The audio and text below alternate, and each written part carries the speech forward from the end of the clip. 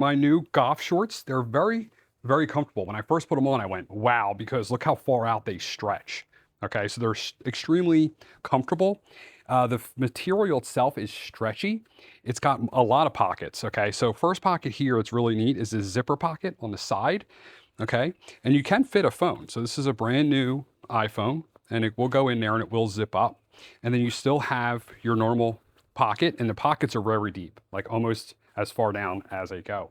You have a pocket here, and you also have a back pocket here.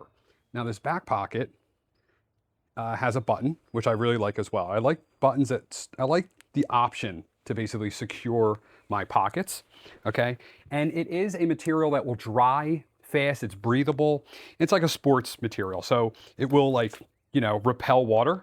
So you see that, it basically just sheds off. And if it does absorb any water, it's that dry material, so it kind of will dry pretty fast. It has an additional inseam here that I noticed, like a cut, so that basically it'll, it's definitely more comfortable. So when you need to bend down to maybe grab the ball, you have more flex on the inside here.